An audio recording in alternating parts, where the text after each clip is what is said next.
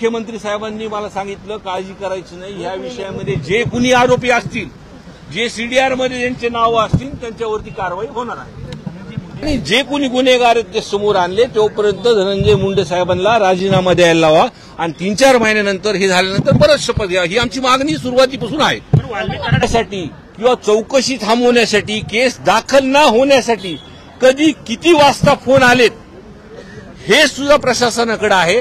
पण पूर्णपणे मोकळेपणाने जर त्यांना तपास करण्यात दिला जसं मुख्यमंत्री साहेबांनी सांगितलं तर या मागचे मास्टर माइंड सुद्धा समोर सगळे येतील एवढंच आहे. क्रम कुठेतरी जुळताना मला असं वाटतं आपल्याच माध्यमातून हे पूर्ण आपणच मला सांगतं ते, म्हणून मला जास्त सांगायची काही गरज नाही.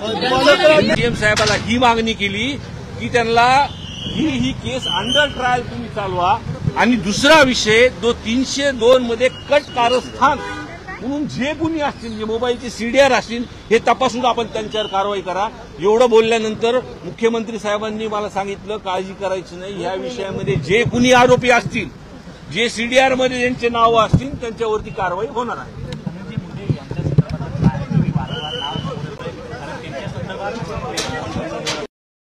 सांगितली पण लोकांमध्ये गेल्यानंतर मी सभागृहामध्ये जाहीर केलं होतं की अधिवेशन संपूस तर जर अटक झाली नाही तर आम्ही मोर्चा काढू. आम्ही बीड जिल्ह्याच्या लोकांनी, सर्व लोकप्रतिनिधींनी एकत्रित बैठक घेतली. मोर्चा तुम्ही बघितला असेल, सर्वसामान्य लोक 1 लाखाच्या पुढे आणि जे कुणी गुन्हेगार आहेत ते समोर आणले तोपर्यंत धनंजय मुंडे साहेबांना राजीनामा द्यायला लावा आणि 3-4 महिन्यानंतर हे झाल्यानंतर परत शपथ घ्या, ही आमची मागणी सुरुवातीपासून आहे. वाल्मिक कराड असं म्हणतात की ज्या हत्येचा जो प्रकार घडला आहे त्याशी माझा काही संबंध नाही, कुठेतरी राजकारण केलं जाते आणि माझं नाव त्यामध्ये टाकलं जातं. हे बघा, हा महाराष्ट्राचा, मी तर सभागृहामध्ये मी दुसऱ्यांदा आमदार झालो, पहिल्यांदा हा विषय बघितला काय एका विषयामध्ये सर्व पक्षाचे लोक होते.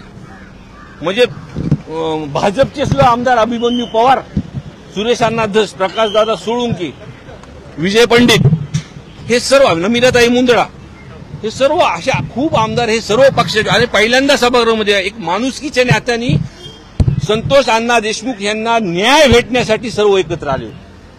हा विषय कधी बघ, ह्याच्यामध्ये काही राजकारण नाही. त्याच्यामुळं आमचा एकच सर्वांचा जो हेतू आहे की जिल्ह्यामध्ये जो वाल्मिक कराडांनी जो जातीमध्ये जे तेढ निर्माण केलंय, लोक आज आमच्याकडे अधिकारी जरी एका जिल्ह्यामध्ये आला तर त्याचं नावापेक्षा त्याचं आडनाव काय हे बघतात. आणि माझ्यासारखा आमदार जिथं जातीचं तुम्ही हे सर्व गोष्टी म्हणता, ते पुरोगामी विचाराचा जिल्हा आहे माझा, मला दुसऱ्यांदा लोकांनी निवडून दिला आहे. काही लोक हे जे काही गोष्टी करतात ते आता अटक झाल्यानंतर सगळ्या गोष्टी आपल्या तपासामध्ये प्रामाणिकपणे तपास केला तर सगळ्या गोष्टी आपल्या समोर होतील. आणि 6, 9 आणि 11 हे 3 दिवस जे हे गुन्ह्याचे क्रम आहेत किंवा त्या 8 दिवसामध्ये सीडीआर जर तपासले, माझ्या माहितीनुसार पोलिसांकडे जो आधी तपास होता आणि त्या तपासामध्ये सर्वच त्यांनी कुणाचं लोकेशन कधी आहे, प्रशासनाला ही केस थांबवण्यासाठी किंवा चौकशी थांबवण्यासाठी, केस दाखल न होण्यासाठी कधी किती वाजता फोन आलेत हे सुद्धा प्रशासनाकडे आहे.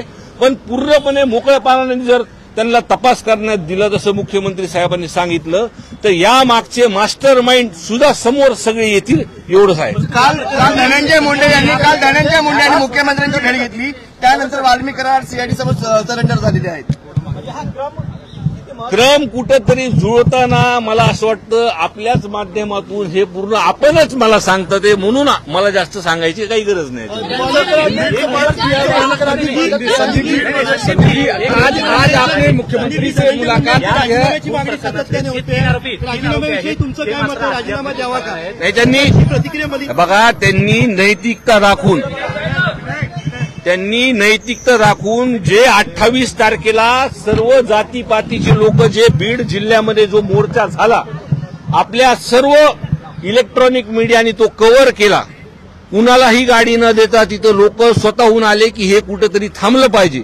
तर माझी अशी म्हणजे आमच्या सर्वांची इच्छा आहे की धनंजय मुंडे साहेबांनी नैतिकता त्यांची दाखवावी. जिल्ह्यामधली जी परिस्थिती आहे, लोकांची इच्छा आहे, त्यांनी हा तपास फास्ट ट्रॅकवर घेऊन त्यांनी राजीनामा द्यावा. पालकमंत्रीपद प्रमुख आरोपी जे आहेत ते मात्र अद्याप फरार आहेत. कारण वाल्मिकी कराडच्या नावाखाली मात्र या तिघांकडे दुर्लक्ष होतंय का? कारण त्यांनीच प्रामुख्याने खून केलेला आहे.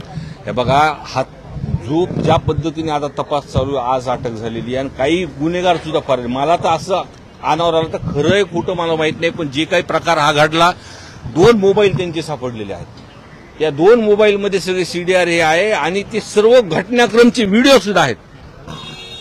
म्हणजे मला जी माहिती आली माझ्या काही लोकांकडून की त्याच्यामध्ये त्याला मारहाण करताना जास्त लोक आहेत.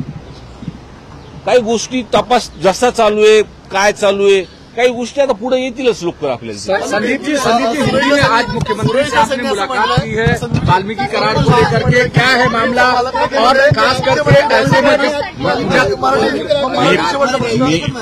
मराठी शेवटचा प्रश्न, बीड जिल्ह्याचं पालकमंत्रीपद हे मुख्यमंत्री देवेंद्र फडणवीस यांनी स्वीकारावं आणि बीडमधली जी गुन्हेगारी आहे, राज चोरी आहे, ती संपवावी लागेल. हे बघा, जसं अण्णाजी आपण आपल्याच माध्यमात जी काही बोललेत, आमची इच्छा तीच आहे की पालकमंत्रीपद हा सत्ताधारी पक्षांचा हा विषय आहे, पण हा गुन्हा पूर्णपणे लोकांसमोर जोपर्यंत येत नाही तोपर्यंत धनंजय मुंडे साहेबांनी राजीनामा द्यावा ही आमची मागणी आहे. संदीप जी आज मुख्यमंत्री से आपने मुलाकात की है वाल्मीकि करार को लेकर के, क्या बातचीत हुई और मुख्यमंत्री ने क्या मुख्यमंत्री साहब से मैंने आज उन्होंने मुझे वक्त दिया, मुझसे बात की. मैंने उनको इतना ही कहा कि आज जो आपने सभागृह में हम सभी ने जो बात ली उस पर आपने कहा, उसके बाद में उसमें एसपी की वहां पर नए एसपी साहब आए, 2-4 जो भी उन्होंने चार्ज लेने के बाद 2 नंबर जो धंधे थे वो बंद हो गए, कुछ लोग अटक हो गए, आज सरेंडर भी हो गए वाल्मीकि करार.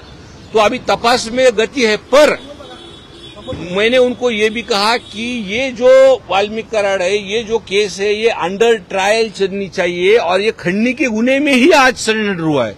जो खंडनी का गुना है उसका कनेक्शन है वो 302 के साथ मिलता है. ये तो साफ साफ दिखाई दे रहा है ना. वो खंडनी के वजह से ही वहां पर वो विंड मिल पर कुछ तो भी बवाल हुआ और वो बवाल के वजह से 9 तारीख को ये जो कुछ घटना, इसका कनेक्शन डायरेक्ट किए. तो आज भी हमने उनसे बात करते टाइम बोला कि 302 में उनको कट करस्तान जो भी सीडीआर जो भी निकलेंगे और जो सीडीआर में और भी कोई लोग जिन्होंने जो पुलिस प्रशासन को रोकने के लिए कोशिश की, इतने दिन से उनको भगा कर रखा, इतने दिन से उनको अटक नहीं होने दी, उनके भी लोग वहां पे लोग सामने आएंगे. अगर ये सीडीआर अगर देखेंगे 6, 9 और 11 और वो 8 दिन का विषय, ये खुली किताब हो जाएगी. लेकिन उन्होंने मुझे आश्वासन दिया कि उसका जो भी उसके पीछे गुनेगार हो गए उसको सजा बिल्कुल मिलेगी. धनंजय मुंडे को रिजाइन करना चाहिए, आपको लगता है मंत्री धनंजय मुंडे को इस्तीफा देना चाहिए, क्या लगा? अभी कितने बार बोलूं मैं पहले दिन से बोल रहा हूं. मैंने पहले दिन से जो भी मास्टरमाइंड है उसका नाम खुली तरह से बोला और मेरी नहीं, जो भी आप बोल रहे 20-22 दिनों के बाद ये जो अटक हुई उसमें कहां से कहां जो भी मंत्री पद मिला है उसका वो छत्र छाया जो मिल रही है, इसलिए हम उनको बोल रहे हैं कि नैतिकता दिखा के उन्होंने राजीनामा देना चाहिए.